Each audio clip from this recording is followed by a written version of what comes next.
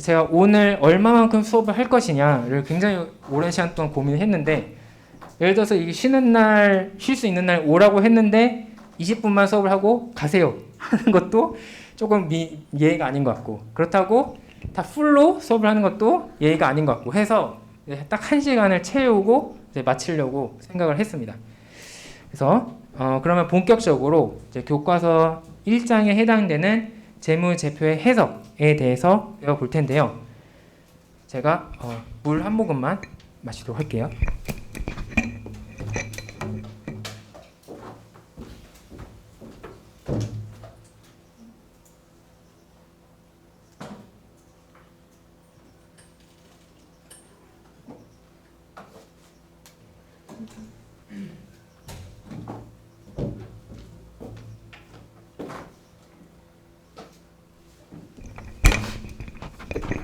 자, 이 재무제표의 해석에서는 회계적인 기초를 다시 한번 다루게 됩니다. 그래서 사실 여러분들께 노잼일 수도 있어요. 이미 회계 원리나 다른 회계 수업에서 배운 내용일 수도 있기 때문에 사실 재미가 없을 수도 있지만, 그래도 혹시라도 이것을 잘 토대를 다져놓지 않으면 나중에 큰 문제가 발생할 수 있기 때문에 다시 한번 다져놓는 거다라고 생각을 하고 진행을 하겠습니다. 그래서 이 장에서는 두 가지 파트로 나누어서 설명을 드릴 텐데, 일단 재무제표에 대해서 설명을 드리고, 다음 두 번째로는 재무제표의 한계점에 대해서 설명을 드릴게요. 자, 재무제표라는 것은 무엇이냐? 영어로는 Financial Statements라고 부르는데, 이것은 기업의 활동들, 그것을 기업의 활동을 우리는 보통 영업활동이라는 말로 표현을 하죠. 어떤 물건을 제작하고 만들고 팔고 이런 것들 통해서 이익을 얻는 여러 가지 활동을 우리는 보통 영업활동이라고 부르고, 그 과정에서 그 기업이 돈을 얼마나 잘 벌고 있느냐를 우리는 재무적 성과라고 부릅니다. 그래서 이 재무제표는 기업이 이런 투닥투닥 활동을 얼마나 잘해서 돈을 얼마나 잘 버는지를 표현하는 문서다 라고 정의할 수 있습니다. 주요하게 다루어지는 재무제표는 재무상태표, 손익계산서, 현금 흐름표가 있어요. 그래서 이 세 가지를 중점으로 설명을 드리도록 하겠습니다. 이 장을 진행하기에 앞서서 제가 한 가지 잠깐 말씀을 드리고 싶은 것은, 우리는 회계 수업이 아니라 재무 수업이다. 그래서 회계에서는 이제 이 어떤 거래가 있을 때 이것을 어떻게 장부에 기록을 할 것이냐, 여기에 넣어야 되냐 저기에 넣어야 되냐, 이런 것들이 중요해요.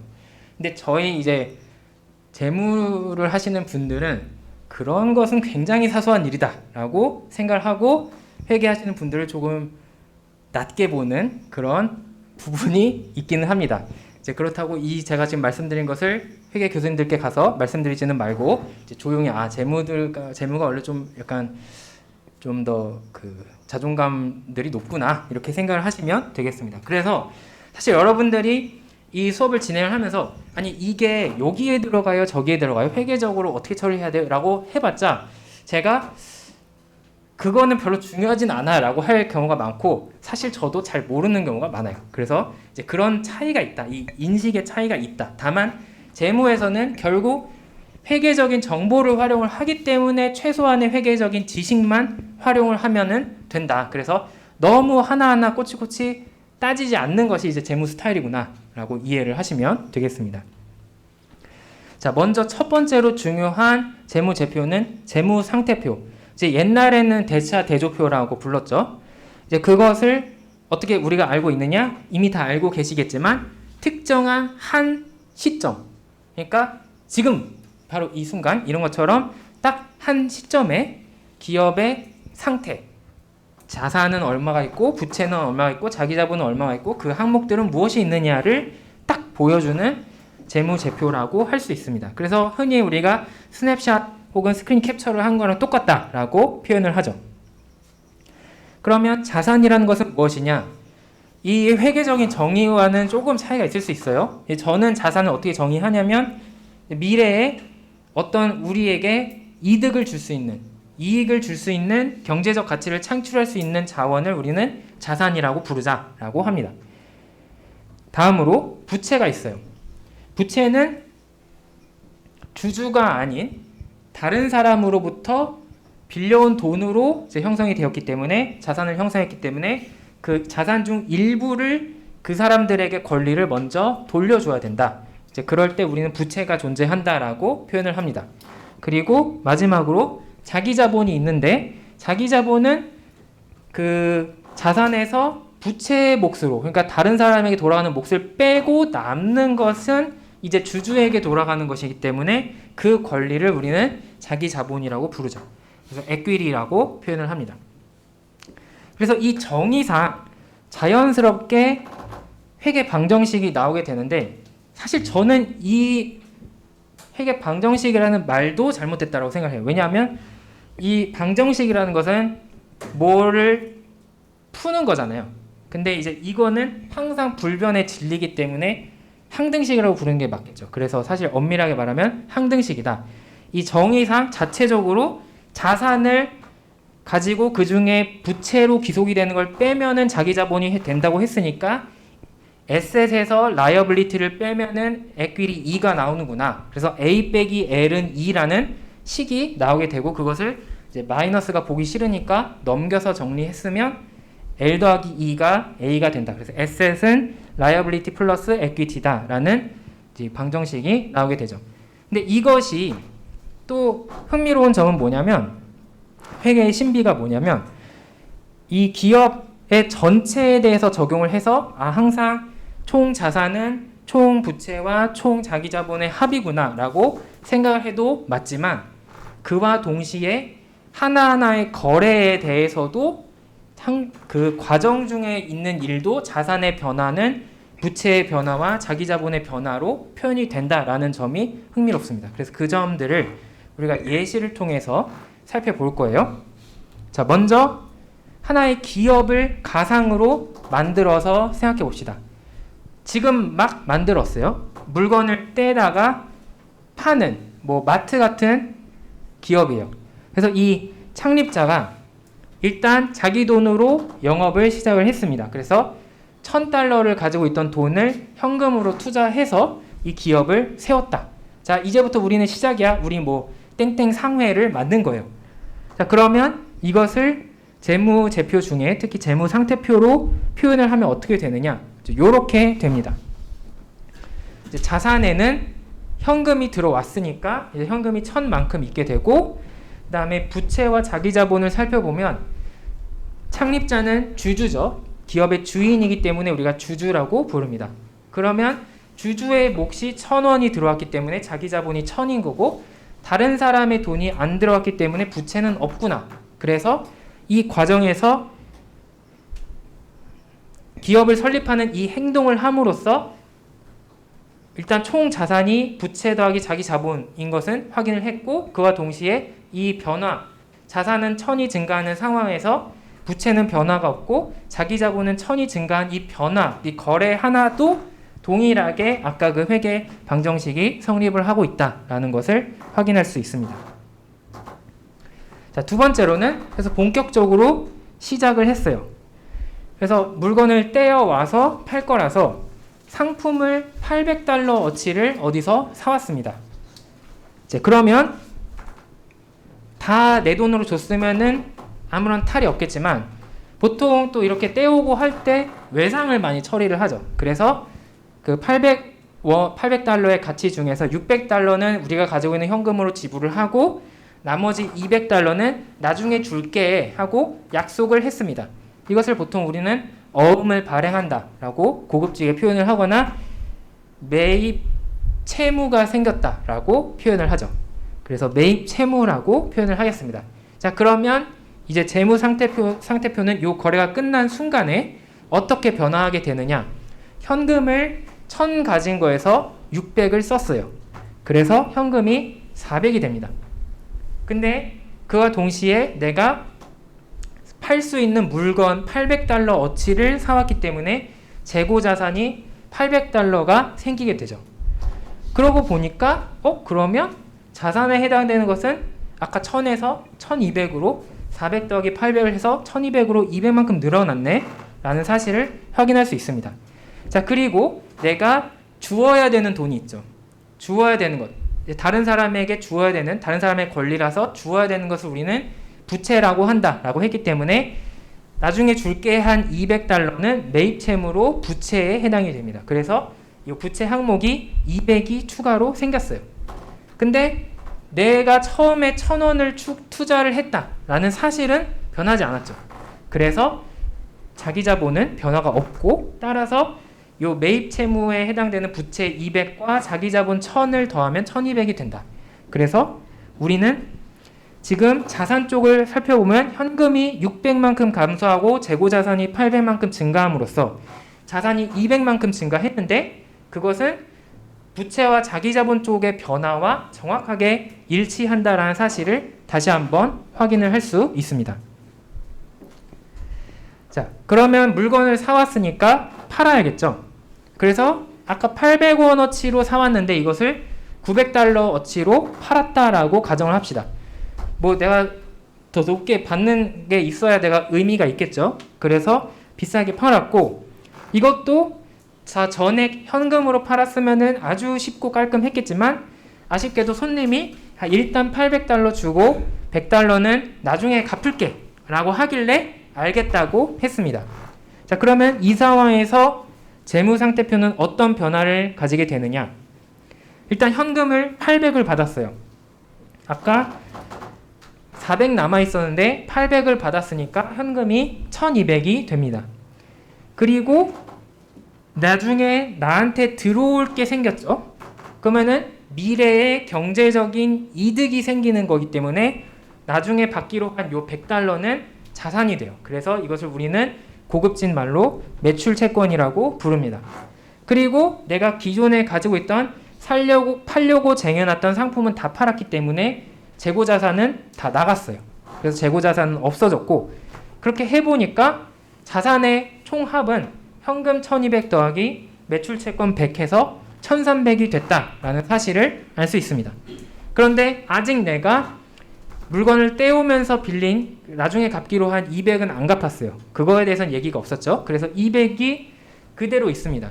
근데 아까 그 회계 방정식에 따르면 항상 총 자산과 부채와 자기 자본의 합은 같아야 된다. 그러면 문제가 생기게 돼요. 총 자산은 1200에서 1300으로 늘었거든요. 근데 매입 채무 하나 항목으로 되어 있는 부채는 200 그대로예요. 그러면 자기 자본은 얼마가 돼야 된다? 1100이 돼야 된다라는 사실을 우리가 알 수 있습니다. 그래서 아까 회계 방정식을 하나 응용하게 되고요. 자, 이 상황에 대해서 이 거래의 변화량들을 살펴봅시다. 자산 쪽의 변화는 세 가지가 있었는데, 현금은 800이 증가, 매출 채권은 100 증가, 재고 자산은 800 감소했어요.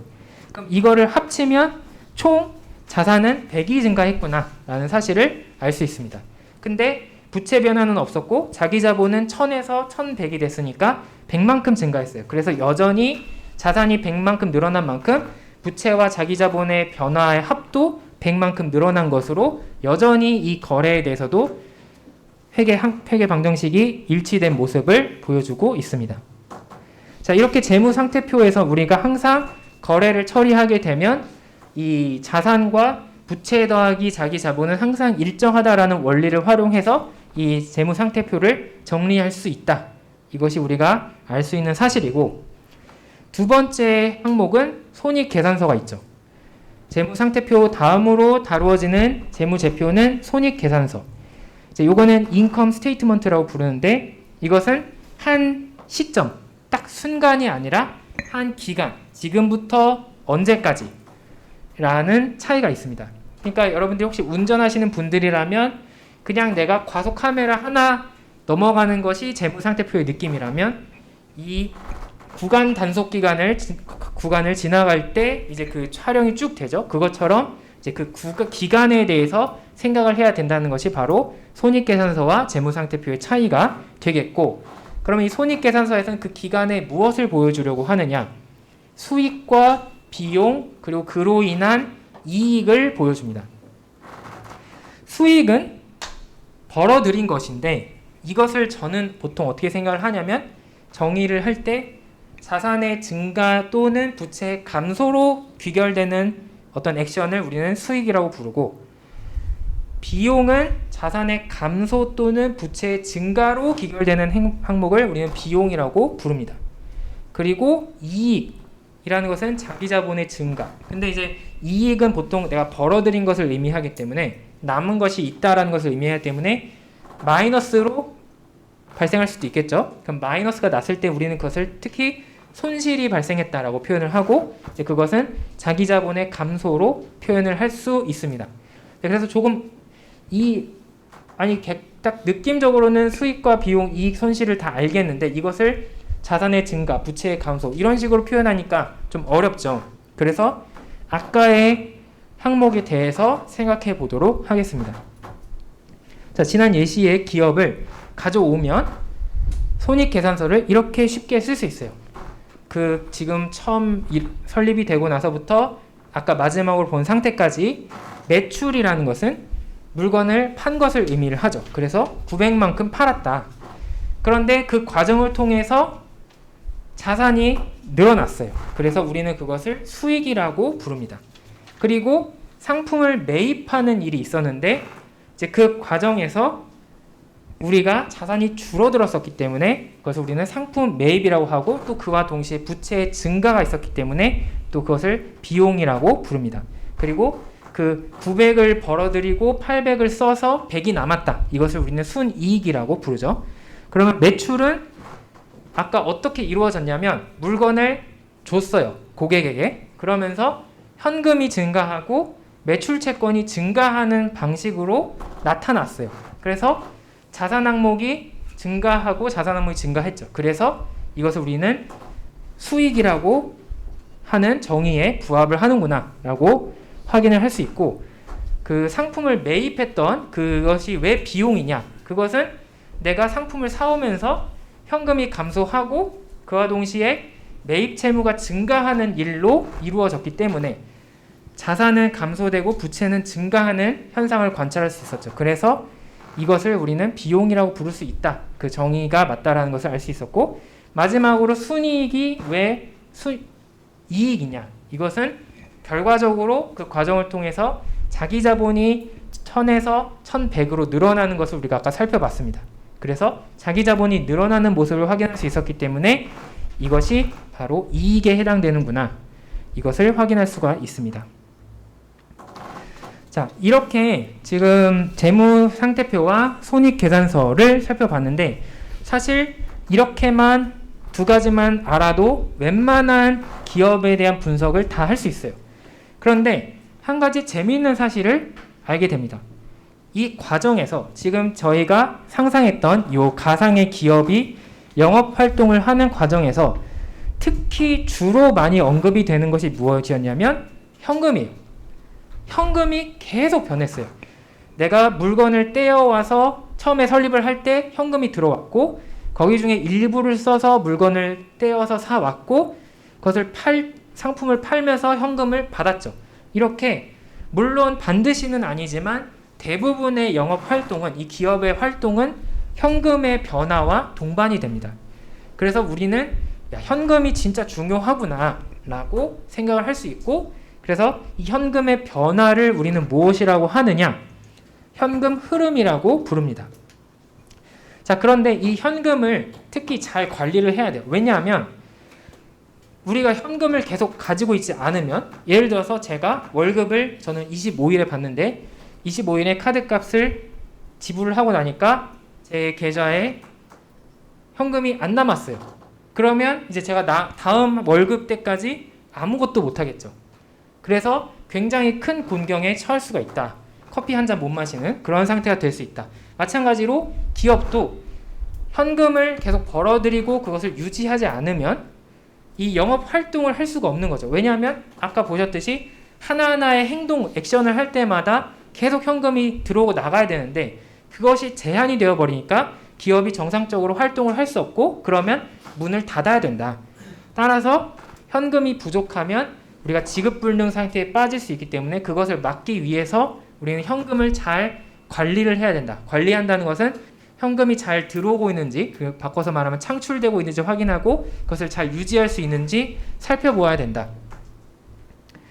그래서 이거를 우리는 현금 흐름이라고 부릅니다. 기업의 외부로 빠져나가거나 들어오는 그 현금의 변화, 이것을 현금 흐름이라고 하는데, 특히 이제 나가는 것을 유출, 들어오는 것을 유입, 이것 정도는 우리가 쉽게 이해할 수 있습니다.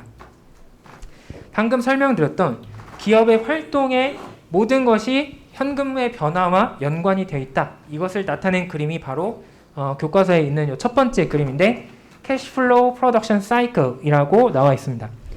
현금을 가지고 있다가 내가 어떤 제품을 생산해야겠다. 그러면 공장 설비를 만들죠. 그럼 그걸 우리는 투자라고 부릅니다. 그런데 그 과정에서 현금을 써요. 그리고 생산을 시작합니다. 그 설비를 통해서. 그럼 제품이 나오게 돼요. 그 제품을 판매를 하면 현금이 또 다시 들어오죠. 그래서 이 순환이 이루어진다라는 것을 설명을 하고 있고, 아까 설명드렸던 것처럼 기업의 활동에는 항상 현금이 필요하다라는 것을 알 수 있었습니다. 자, 그러면 문제는 뭐냐? 앞에서 살펴본 재무상태표와 손익계산서만으로는 현금을 알 수가 없다라는 문제가 있습니다. 이제 아까 손익계산서에서 얼마를 순이익을 100을 벌었네, 100달러를 벌었네 라고 하지만 그것이 반드시 현금이 100만큼 들어왔습니다를 의미하지는 않는다는 거예요. 이제 물론 우리는 간단한 상황을 가정했기 때문에 그게 일치하게 나올 수 있지만 실제 현실의 복잡한 기업 활동에서는 이익으로 잡히는 이 순이익과 현금이 실제 우리 기업에 들어온 양이 다를 수가 있다는 거죠. 그러면 어떻게 하느냐? 이제 우리 기업의 경우도 순이익은 100이 들어왔는데 현금은 1000에서 1200이 되었거든요. 그래서 200만큼 변했어요. 그래서 그 차이가 있을 수 있다라는 것을 다시 한번 설명을 드리고, 그러면 어떻게 할 것이냐? 그거를 우리가 집중 관리해야 되는 대상인 현금만을 집중적으로 보기 위해서 제3의 재무제표인 현금 흐름표를 참조를 한다. 그래서 현금 흐름표가 세 번째로 중요하게 다루어집니다. 이거는 말 그대로 특정 기간 동안 현금이 얼마나 빠져나가고 들어왔는지를 요약해서 정리하고 그걸 통해서 이제 읽는 사람에게 전달하는 것을 목표로 하고 있는데, 이때 세 가지로 정리를 해요. 요약 정리한다는 것은 어떻게 잘 일목요연하게 쉽게 보이도록 해야겠죠. 그래서 단순하게 현금 이때 얼마 쓰고 얼마 받고 얼마 쓰고 얼마 썼으면 이걸 쭉 나열하는 게 아니라 세 가지 부문에 나누어서 설명을 합니다. 첫 번째가 영업활동이에요. 첫 번째 활동의 영역은 현금을 썼는데 이런저런 요런 영역들을 영업활동에 썼습니다 라고 표현을 하는 거예요. 이 영업활동은 실제 우리 기업이 고객들에게 판매하는 재화나 그러니까 상품이나 서비스, 용역을 어떻게 생산하고 어떻게 판매하는 그런 과정이 있었느냐, 그 과정에서 현금이 어떻게 변화했느냐를 나타낼 때 이 영업활동에서 발생한 현금 흐름이라고 이야기를 하고 보여주게 되고, 두 번째 영역은 투자활동이라고 부르는데 이것은 뭐냐면 좁은 의미의 투자예요. 그래서 기업의 아까 공장 설비를 투자할 때 얼마를 썼느냐, 그래서 공장 설비 같은 그런 고정자산의 구입 혹은 고정자산이 더 이상 쓸모가 없어져서 팔아버리거나 처분했을 때 어떤 현금 변화가 있었는지를 나타낼 때 우리가 투자활동이라고 표현을 하고, 마지막으로 재무활동이 있습니다. 재무활동은 자 보세요. 투자활동이 고정자산의 그러니까 자산의 변화와 연관이 되어 있어요. 그럼 나머지 하나는 뭐겠다? 바로 부채나 자기 자본의 변화와 연관이 있겠구나. 그래서 재무활동은 부채나 자기 자본이 변화하는 활동과 연관을 지어서 이 현금의 변화를 설명을 합니다. 자, 그러면 아까 우리가 살펴봤던 그 기업은, 우리의 가상의 기업은 어떤 일들이 있었느냐? 아주 단순했었기 때문에 투자 활동을 일한 현금 흐름 없었어요. 어떤 설비를 사거나 이런 거 없었죠. 그 가게를 차리거나 이런 게 전혀 없었기 때문에 투자 활동을 위한 현금 흐름이 없었다. 그리고 내가 처음에 창립자가 1,000달러를 넣었다라는 사실만 있지 그 이후에 아무런 변화가 없었죠. 그래서 재무 활동으로 인한 현금 흐름도 없었습니다. 그런데 요 영업활동으로 인한 현금 흐름은 존재를 하죠. 순이익이 100이 발생했어요. 그러니까 우리가 회계 장부상으로 봤을 때는 100만큼 현금을 벌었어야 했는데 이제 보다 보니까 그 과정이 정확하게 현금과 일치하지 않더라. 왜 그런 일이 있었느냐? 내가 물건을 사고 팔 때 현금만 받은 게 아니라 약속을 주고받았기 때문이죠. 그래서 매출 채권과 매입 채무의 변화가 반영이 되면 영업활동 과정에서 실제 현금 흐름은 200이 있었구나 라는 사실을 알게 됩니다.